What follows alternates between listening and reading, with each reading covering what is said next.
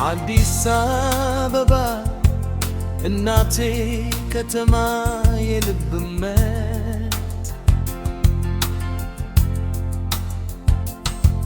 ታሪክ አዲስ አበባ የኢትዮጵያ የልብ ምት የአፍሪካ መዲና የዲፕሎማሲ ማዕከል በሸገር እምብርት ላይ የተከለችው ይቺ ከተማ ከአንድ ምዕተ ዓመት በላይ የዘለቀ አስደናቂ ታሪክ አላት። ዛሬ የምናየው የኮንክሪቷና የመስታወት ከተማ ከመሆኗ በፊት ይህ ቦታ በጫካና በፉል ውሃ የተከበበ ፊንፊኔ በመባል የምትታወቀው ለምለም ስፍራ ነበር። እንዴት ተመሰረተች? ዛሬዋን ቁመና እንዴት ያዘች? የዚችን ታሪካዊ ከተማ ጉዞ እንቃኛለን።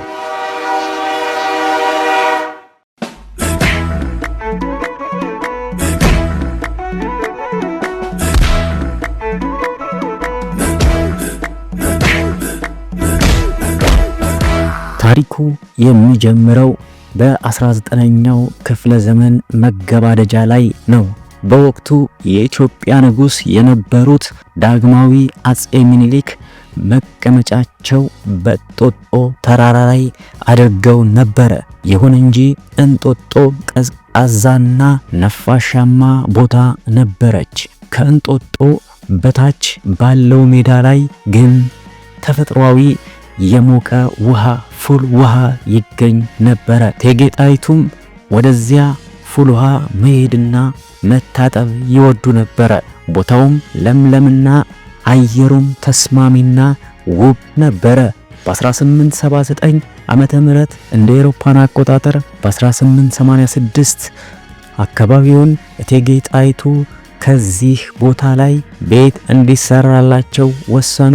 ንጉሱም ፈቃደኛ ሆነው እቴጌ ጣይቱም ቦታውን በስፍራው ከሚያብበውና ከሚሞላው አበባ በመነሳት አዲስ አበባ ብለው ሰየሟት። ይህም የከተማዋ የልደት ቀን ተብሎ ተወሰደ። ከተማዋ ከተመሰረተች በኋላ ፈተና ገጠማት። የምኒልክ ቤተ መንግስት እና የሰራተኞቹ ሰፈር መስፋፋት ሲጀምር ለግንባታ እና ለማገዶ የሚሆን እንጨት ጠፋ። ከተማይቱም ልትፈርስ ወይንም ዋና ከተማዋ ወደ አዲስ ዓለም ወይም ወለጋ መንገድ ሊቀየር ታስቦ ነበረ። ነገር ግን ከአውስትራሊያ የመጣው ባህር ዛፍ ከተማይቱን አዳናት። በፍጥነት የሚያድገው ይህ ዛፍ ለከተማይቱ ነዋሪዎች የማገዶና የግንባታ ስራ ላይ ይውል ነበር። በ1909 ዓመተ ምህረት ለአውሮፓውያን አቆጣጠር በ1917 የጅቡቲ የተነሳው የባቡር መስመር አዲስ አበባ ለገሃር ሲደርስ ከተማይቱን የንግድ ማዕከል አረጋገጠ። ሆቴሎች እንደ ጣይቱ ሆቴል፣ ባንክ፣ ፖስታ ቤት እና ዘመናዊ ትምህርት ቤቶች መከፈት ጀመሩ። አዲስ አበባ ከንጉሳዊ ካምፕ ወደ ዘመናዊ ከተማ መለወጥ ጀመረች። እንደ እናት በፍቅር እንደገና ታነሳለሽ በደም። በ1928 ዓመተ ምህረት ፋሽስት ጣሊያን ኢትዮጵያን ወረረ። አዲስ አበባም ለ5 ዓመታት በጣሊያን እጅ ወደቀች። ጣሊያኖችም ከተማይቱን በአዲስ መልክ ለመቀየር ሞከሩ። ፒያሳን ለአውሮፓውያን፣ መርካቶን ደግሞ ለኢትዮጵያውያን ገበያ አድርገው ከፈሉት። ይህ ዘመን ለከተማይቱ ከባድ ቢሆንም የህንፃ አሰራር ጥበብ ላይ አሻራ ጥለው አልፏል። ዛሬ በፒያሳ የምናያቸው አንዳንድ ህንፃዎች የዚህ ዘመን ትውስታ ናቸው። በ1933 ዓመተ ምህረት አፄ ኃይለ ሥላሴ ድል አድራጊነት ሲመለሱ አዲስ አበባ ነፃነቷን መልሳ አገኘች። በእንጂ ተሰናክሮ የዘመን መሃል ቆመሽ ከድል በኋላ አዲስ አበባ ወደ ዓለም አቀፍ መድረክ ወጣች። እንደ አውሮፓውያን አቆጣጠር በ1963 የአፍሪካ አንድነት ድርጅት ኦኤዩ ሲመሰረት የአፍሪካ መሪዎች አዲስ አበባን የድርጅቱ መቀመጫ አድርገውት መረጧት።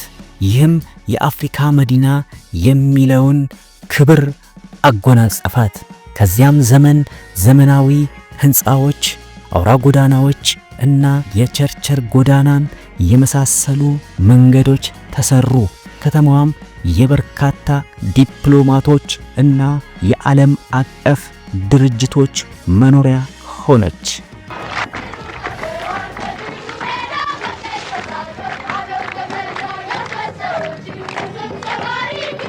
በ1966 ዓመተ ምህረት አብዮቱ ፈነዳ።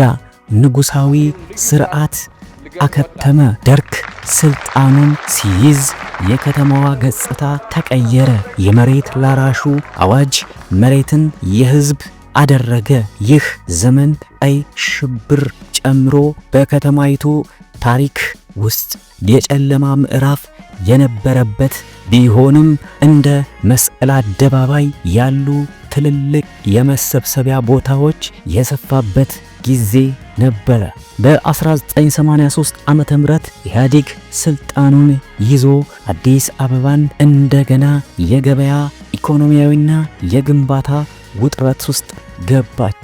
የቀለበት መንገዶች እና የጋራ መኖሪያ ቤቶች ኮንዶሚኒየሞች ግንባታ የከተማዋን ካርታ ቀየረው። አዲስ አበባ እናቴ ከተማ የልብመት ዛሬ አዲስ አበባ በፈጣን ለውጥ ላይ ትገኛለች። የኮሪደር ልማት፣ የወዳጅነት ፓርክ፣ ቤተ መንግስቱ ለህዝብ ክፍት መሆኑ፣ የሳይንስ ሚውዚየም የከተማይቱ አዲስ ምልክቶች ሆነዋል። ከተማዋ የድሮውን ታሪክ ይዛ ወደ ዘመናዊነት እየገሰገሰች ነው። ከእንጦጦ ቅዝቃዜ ተነስታ ዛሬ በሚሊዮኖች የሚኖሩባት የባህል የፖለቲካና የኢኮኖሚያዊ ማዕከል ሆናለች። አዲስ አበባ ስሟን እንደሚያመለክተው ሁሌም አዲስ፣ ሁሌም እያበበች የተስፋ ከተማ ሆናለች። አዲስ አበባ እናቴ ከተማ የልብመት። ተመልካቾቻችን ዛሬ አዲስ አበባን ቃኘት ታርገንላችኋል። በቀጣይ ደግሞ የት ሀገር እንደምንቃኝላችሁ በኮሜንት ላይ አሳውቁን። ቻናላችንን ሰብስክራይብ፣ ሼር በማድረግ አብሮነታችሁን አሳዩን። መልካም ጊዜ፣ መልካም ቆይታ። አዲስ አበባ እናቴ ከተማ የልብመት